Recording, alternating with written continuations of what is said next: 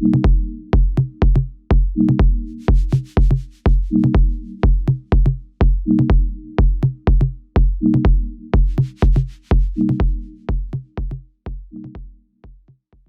is Lalteka? Now I can just speaking about my story and why do I involve in retaliation killing while I'm really a young person. You can just see how I was really a tiny boy and I involved in killing of animals, which is really bad. But also I didn't know that this killing of animals is bad until someone helped me to understand that what I did is wrong and you have to change. Yes, I found in Ngorongoro Conservation Area, in particular in Nokanoka village, where I've born and raised, and I've been engaging with other young Murani to kill a lot of animals for retaliation killing. And this is because we are in the protected area, and inside the protected area, we have a lot of human and wildlife conflict. And sometimes lion are prey for our livestock. Sometimes leopard are prey for our livestock. And you can, for just ecology, livestock are the easiest prey. So you can just see that also animals could just run for the easy prey rather than going to a Thompson gazelle, which is a little bit hard to hunt. So sometimes which is really bad, you can just see other local communities that are inside the protected areas, they can go and kill the animals because of retaliation. So the conflict inside the Ngorongoro conservation is really bad, and it has been also affecting the population for animals, but also it has been affecting the endangered species of animals that are found in Ngorongoro conservation area. This is me. This is me with holding my spear with other colleagues that we stand in one of the area that's called Embakai Crater. It's a very unique and very good place for attraction.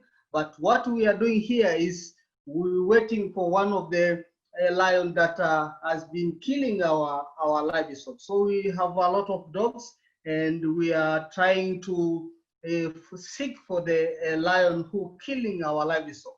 So we will make sure that we found this lion and we make sure that we kill. And this was our aim. And because we as Murani, we fight for our land, we thought that as a young person with energy, with the power, we can also defend for our land. How do the wildlife given a priority than a community? How do people don't consider as a life is, I mean, the wild animal? So we stand for our land, and we can kill a lot of animals to just reduce their population, and we want to cover on our land. And this was our duty as a young generation, and also we can make sure that we defend for our land. We also defend for our livestock. So sometimes our parents, they don't know, but we as young generation and we as people with the power, we can just go all around the places seeking for the animals. We have been using our power. We have been using our energy that we have to make sure that we destroy nature, but also we destroy the ecosystem that we didn't know that we are depending on. And this was our aim goal, to reduce the number of the animals inside the Ngorongoro conservation area. We have a lot of people that are working tireless, and I'm so excited to see some of the rangers inside here, and they are working very hard to make sure that ecosystem on the planet is well conserved. We have a person like Itumaini, who is the hero in Ngorongoro conservation area. He has been working so much, and we have been working together in the rhino monitoring team. He has been working tireless to make sure the ecosystem of Ngorongoro is highly protected, and the animals are well maintained and survive for the next generation. And this person has been working tireless and has also involved, and he was also spying me to make sure that they caught me, and he has been make sure that they sneak to make sure that who is killing animals, and he managed to do his job very well. And finally, these people managed to harass me, and they take me to one place that's called Ngorongoro crater, where there is a lot of animals inside there, as I show you in the first slide. And they put me on the front of the rhino, and I was really scared because the rhino was really charged, and the rhino was coming toward me, and I was really cry and asking the ranger to release me. I was, do you guys wanted to kill me? Do you guys wanted to kill me? I was really crying, and one of the ranger was really funny because he told me, do you worried to die? Then I asked, yes. So if you are worried, why do you kill animals? So what goes around comes around. You have been killing a lot of animals. Now it's your time to be also killed by the wild animals. And why do these guys did this for me is because it's really impossible for them to take me to the court, and because my age was really small, and according to the government regulation of Tanzania, a person under 18 is really small, and you cannot take him to the court. So what they did is to scare me and to make sure that I was really worried about what they did to me. And one of the ranger decided to take me to one of their camp and try to speak with me and to give me a little bit of awareness, of conservation awareness, that you guys, what you did is wrong, because this ecosystem is really important. We receive a lot of tourists because of this animals that are found in Ngorongoro Conservation Area. We also receive a lot of income because of the animals that are living here, because also these animals are living things. They also need to survive. They also have parents. They also have people to depend. So they need also to survive for the next generation. If you are worried to be killed by animals, also don't kill animals. So they give me a lot of good words, and these people become really friends, and they give me sometimes food and drinks, and we enjoy the part of a protected area in a few hours. So that's make me change, and I went to my parents. The hard time was to go for my father and ask him that I changed and I need to be a park ranger. And I told my father that I need to change, and I want also to be a join other young conservationists and to join the movement of protecting animals. My father was really not positive, because he's a really good person in speaking in the front of politics regarding Ngorongoro and defending the land for the people. So it was really a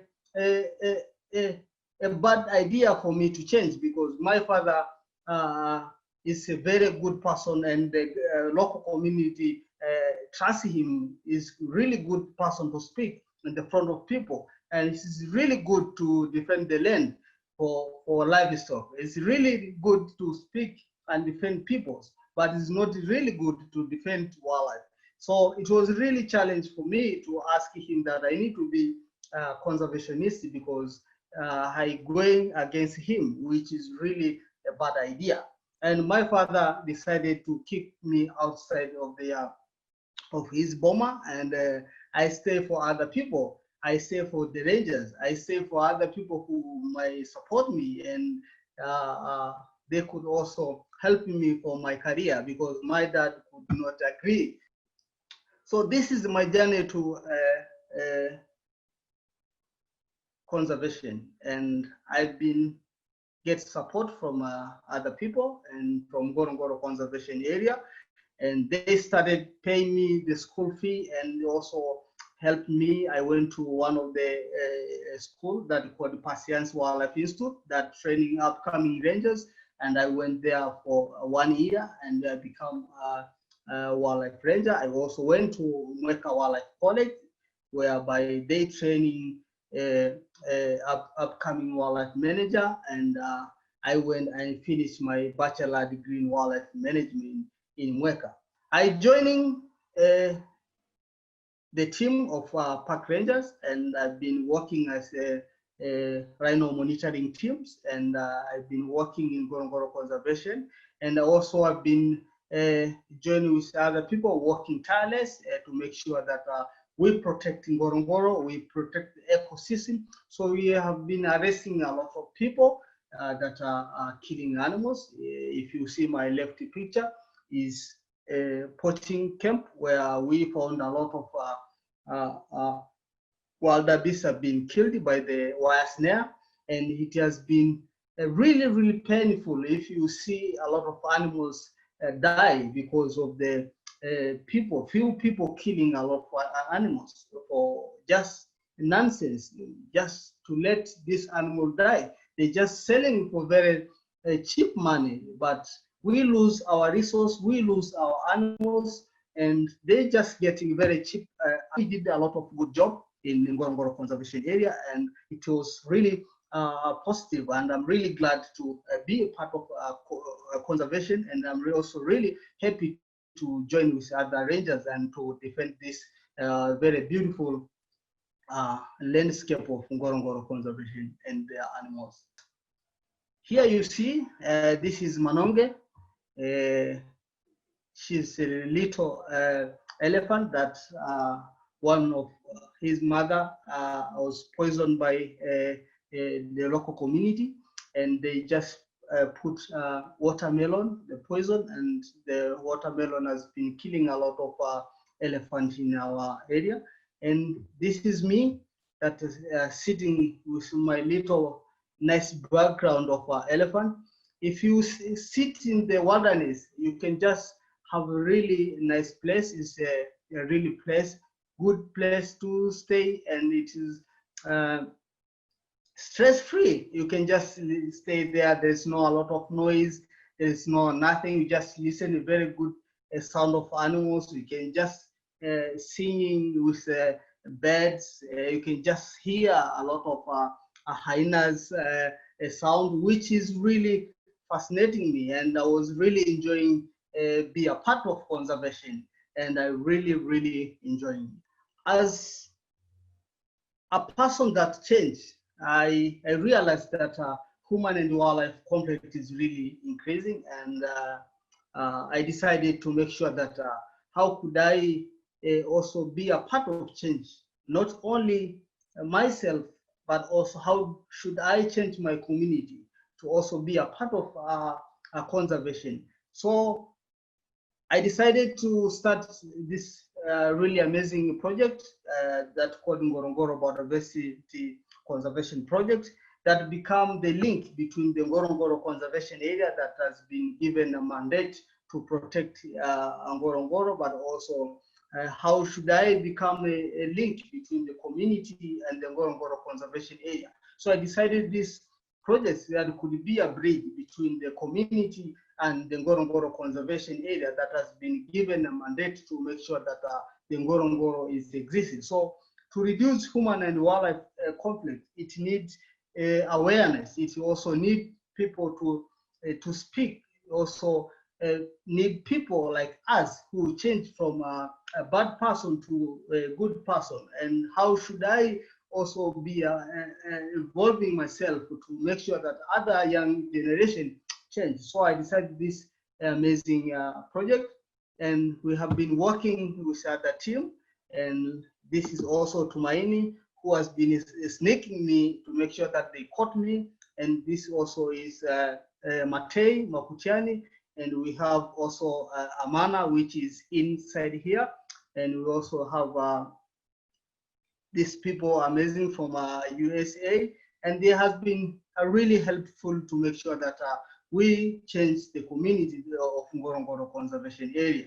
Our accomplishment is really good, and we reach a 2,000 students with conservation awareness. So we speak with schools, but also we speak with school leaders and local leaders, and they give us a Friday session to speak with the student regarding the conservation awareness. So we reach like 2,000 people, and also we reach 200 outside the school young, and also leadership, traditional leader. We know the traditional leader are good people because they can be listened by the community, and they can also change the community. So we decided also to provide conservation awareness to the traditional leaders, the Maasai leaders, and that could also helping us to change the community perspective. Also, we open and we empower conservation clubs around the schools, 5 schools, and we have been supporting them. And also we take their teachers to different schools to get conservation awareness, which also they come and teach the children in their schools. We also managed to plant 3,000 plant species to the area that has been chopped down by the community, and we also try to replant a lot of species to all the places that we see that is really problem areas, and it has been working so well. And yes, we also secured 20 wild dogs from the poisoning. So we have our undercover Murani, which provide us an information of who is doing a crime and who is doing bad thing to animals. So we pay them, and they stay around the areas and listening and give us information of what is going on the ground.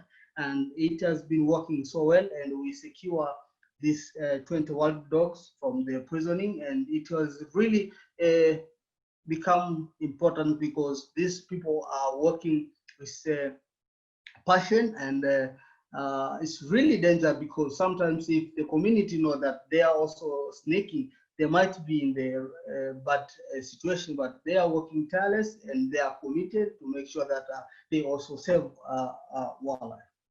So in our project, we have different activities. One is outdoor trip, and we take young people in the school, and they go outside the protected area, and they just enjoy nature.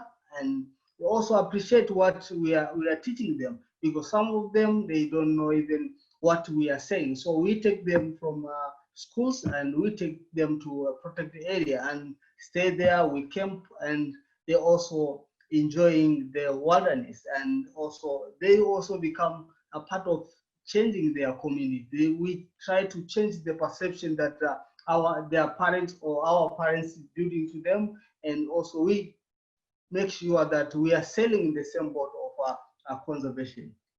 Yes, we also have environmental education, whereby we go around the schools and we also engage them to do some activities. If you see in my left corner, you can just see a student also participating in try to banning and controlling invasive species. This is a Leucin jageri, which is one of the invasive species in Ngorongoro, and it has been dominating a lot. So you can just see that we just make sure that they also engaging in different conservation activities, and also we try to provide conservation awareness to make sure that also they are also part of conservation, and also they can also feel that they are also part of conservation. And yes, we also involve community and particularly the leaders. And if you see, we supply the plants to different traditional leaders, and because these people are really important, and make sure that they change people. And this traditional leader are really important because the community are listening to them very, very much. Compare even politics peoples, they can even, if they tell the community don't go, the community could not go, because they really listen their leaders, and the Maasai particularly, they just listen for the leaders. So if the leader speaks, nobody could change. So this is really important, people, and we have been partnership with them, and they've been helping us so much to make sure that we change perception of the local community in Ngorongoro conservation area. We also do a protection of ecosystem by replanting species, by involving children, but also we just give them plants to go and plant around their homes, and we have been planting a lot of plant with them. And these people are working very hard, and we are really appreciate their support, and they've been working so much, because if you see the plant that has been planted here is because of their support. And also we just supply plant, and they go their homes and they also plant for, and also they change. One day I went to visit one of the primary school called Bulati, and I found their mother watering the plant in the school, and I asked them, why do you come and water the plant? And she told me it's because I told my son to go to take care of their livestock, and he said that I need to go to make sure that I go and make sure to water my plant, and because we give some a reward for them. So she said I decided to come myself to make sure that I protect this plant, because otherwise my son could not go to take care of the livestock, because he need to come and take care of his plant, which is really important for me. And I was really happy to see that sometimes their parents become a part of conservation. We also do capacity building, and as you see, the picture is a picture of different products that the Maasai are building and other people in the community. And most of the community, especially the women in Maasai tribes, they are the one who doing everything in the community, including take care of livestock, but also make sure that they go into the forest and come and have some cutting down the tree for building the boma, but also building the house, and also to find firewood, and they selling the firewood to people to get some money for buying food for their children. So we decided to come with this project, which is called the capacity building, and we take their products to different tourist activity, and we try to find the marketing for their product, and what they get from the product, they come to buy some food from them, which is unfortunately really amazing. And we have our partnership, and we are really appreciate for these people who are supporting us, and including a lesson for conservation, which is currently we are partnership with. What is next is honey guide and the lesson for conservation. Now currently my supervisor is in the Claire Sportwood, which is my really amazing supervisor. She assists me in understanding this mutual interaction between the honey guide and the local community that are found in Ngorongoro conservation. And we have Dean, which is also a founder for lesson in conservation, and we have been working very well to make sure that we try to change people's mind. And my message to young people is that are found here. You have all your times, you have all ability to make sure that you become a change to your community around you, and you can also be a part of conservation. So I advise you to make sure that you can go around the places and make sure that you change some people's mind, but also if you involve or whatever you involve yourself in the wrong direction, please change and be a part of conservation. I'm really happy and I'm really excited to protect wildlife, and protecting wildlife and uh, stay with wildlife, or we stay with nature, is really amazing. I promise you, if you go and change your parents, if you go outside and change everyone that could involve, we have rangers inside here, and if you ask them how good it is to stay in the wilderness, everyone could tell you he or her story of how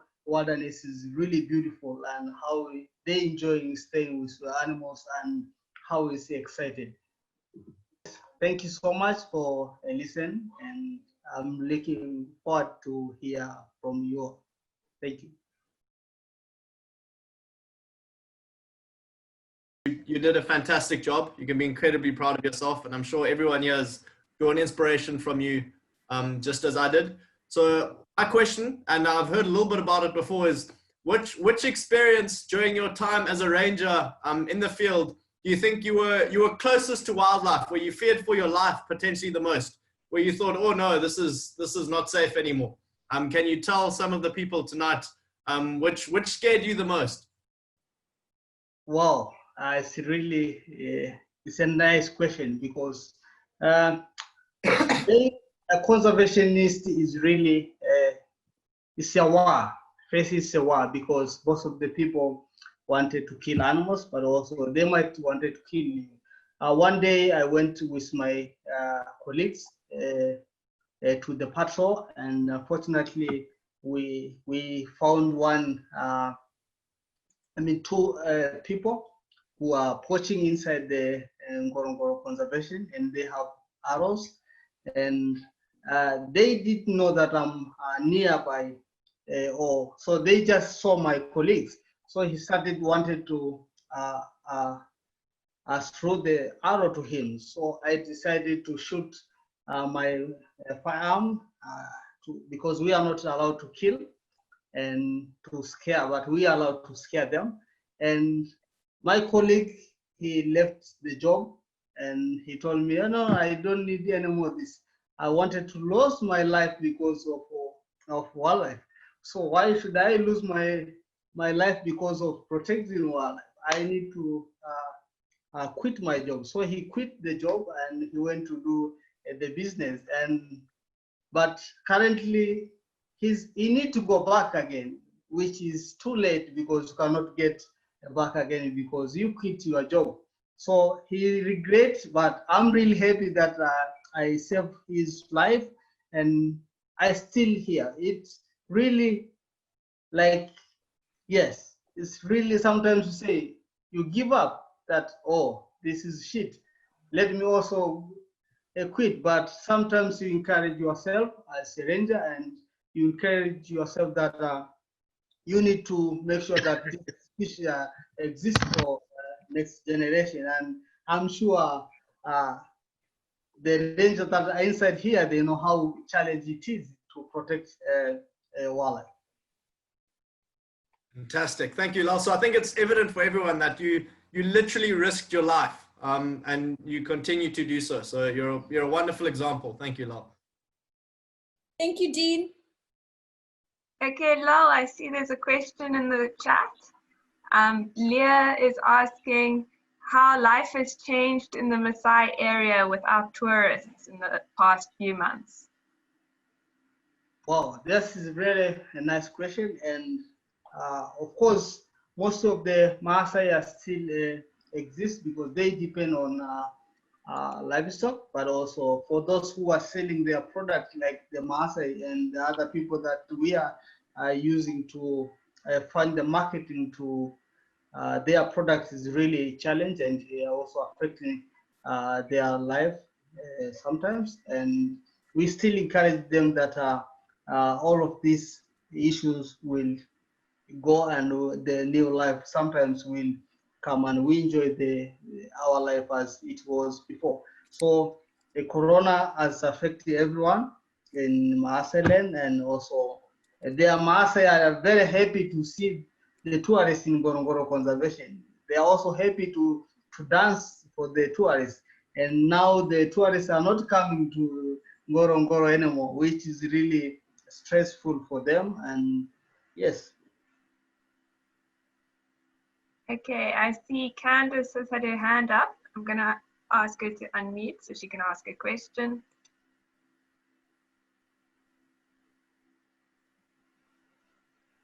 Hello, thank you so much for your amazing talk. I really enjoyed it. Can you hear me? Yes. Awesome. I just wanted to ask, because as I'm part of the Western Cape LRC team, so I have been teaching children before from underprivileged areas, but I just wanted to ask how the response has been for you when you're working with people in communities that are literally living with wildlife, because obviously the perception of these people is so different when you write with wildlife. So do you sometimes struggle to get through to people?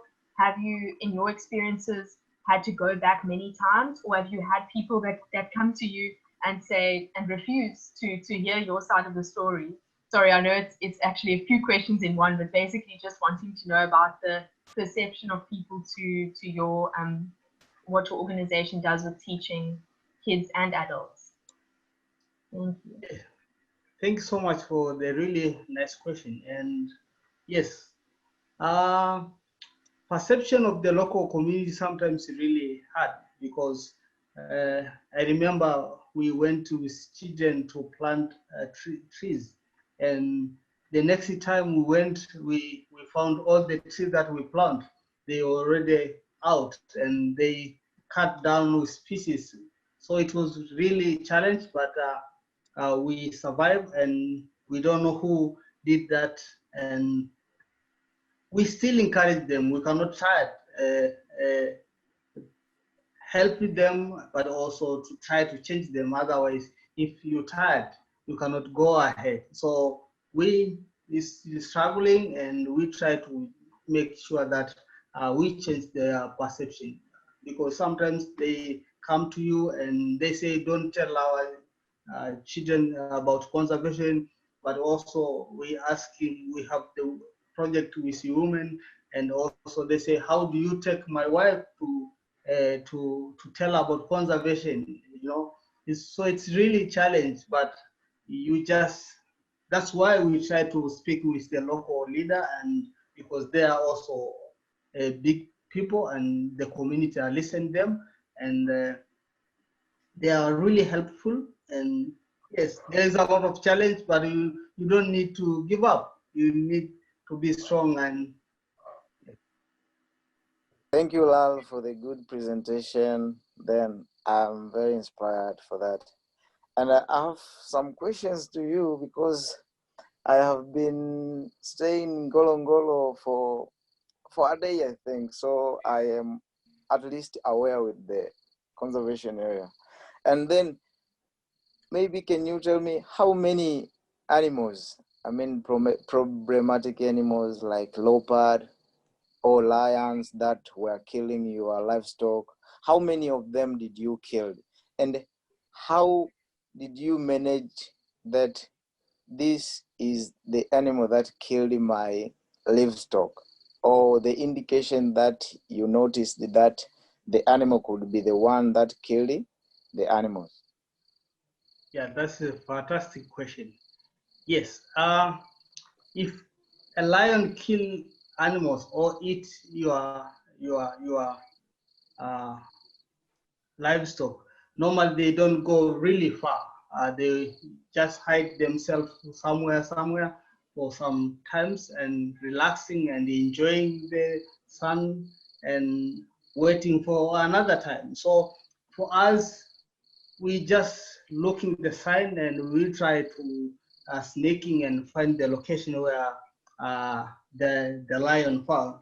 Unfortunately, we don't realize that this one is the one who killed my livestock. So what we Yes. do is just killing any animals that we see, because that's Oh, what we call the retaliation. And we just killing because the animals kill our livestock. So we pay back for what the animals did for our livestock. so how So many? we have killed a How? lot of animals, and I cannot tell you how many because already changed. And yeah. There's another question about the predatory killings. And Linky was wondering about, as a ranger, what options can you offer to communities to help them when their livestock gets killed? Or does Tanzania have a compensation scheme for human-wildlife conflicts? Yes, that's a really nice question. Yes, as a park ranger, our job is to make sure that we protect, but also to make sure that we solve human and wildlife conflict. Sometimes animals may kill livestock from the community, and what we need is to compensate a little bit of money, but it's not really enough for the amount of the livestock. That's why they get so angry and try to kill, because the budget of the government to pay the actual amount of the property that the wild animals have been killing, or maybe your livestock, is really small. So what we do is to give you a little amount of money for sorry for what our animals did for your livestock, but we don't give you actual amount of money to pay you to make sure that you are satisfied. And that's why it's a little bit challenging to manage the community, because they need, if you kill one, if the lion kill your livestock, they need to pay you, to ask you a lot of money, which the government doesn't have. And if you also allow that, everyone could kill his or her livestock and say that animals have been killing, and it will also be really problem. So what we do is to make sure that we identify that this is really a leopard killed a goat, and we need to pay you what our animal did for your property. So we don't give you the amount of money according to your property. Thank you. And we have another question from Merlin Como. She says, hey Lal, I'm curious, do the Maasai have a special relationship with animals and plants that they protect and are sacred by tradition? Yes, the Maasai are really, sometimes they are funny, because they have some animals that they don't kill because for traditional ethics. And in particular, the honey guides that currently I'm working on, the Maasai believe that this is a bad thing. If you kill the honey guide, it will bring some bad things to your family, and it has affect your family. So they don't kill like honey guides or whatever. But also, they really care about plant, because some other plant, because they use as a medicine. Most of them, they don't go to hospital, so they just use roots to make sure that they drink for the medicine, and there has been cure a lot of people. So sometimes they have, yes, but sometimes they acting badly to animals, like the lion and other cannibal species that are destroying their livestock. It must have been quite daunting when you first thought of the idea of starting the Ngorongoro Biodiversity Conservation Project. How did you start? What was the first step you took? And could you give any advice to people who are thinking of starting conservation projects? Yes, I get, when I was in university, and I realized that I need to start the project, and I speak with other organizations that are dealing with conservation, and asking about my willing to support the conservation. And I started. It was really challenged, because sometimes fund is a problem, and yes, but I try to work hard to make sure that everything is going smoothly, and we have working with other colleagues, and make sure that the project is going.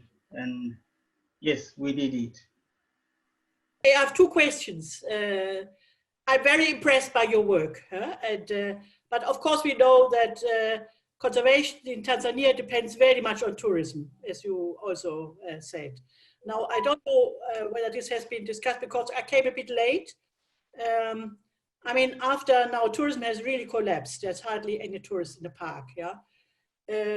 I mean, have the rangers still been getting their salaries, or have many been missing salaries, or even been dismissed? And also from what you have seen, has the poaching been worse now after there's no tourism anymore, and maybe also less patrols for lack of petrol or such problems, maybe from your experience? Yes, thanks for the really nice question. And yes, the government of Tanzania is really working hard to make sure that they pay everyone salary, and it has been working very well. The only challenge that is going on in the fund, in the part of the conservation, to run other project inside the conservation, but according to paying, yes, they paying a lot of salary, and they have been working very hard.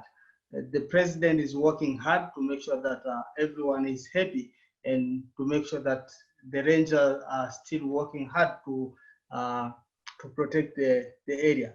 Yes, regarding the poaching is there, but it's not really increasing because the ranger are paid their money and they are in the field every time doing patrol, and to make sure that everything is safe, and particularly animals. And yes, corona is affecting everything, and there is a very little challenge which it doesn't make us give up, but yes. Asante sana, shukuru. Asante. Karibu sana.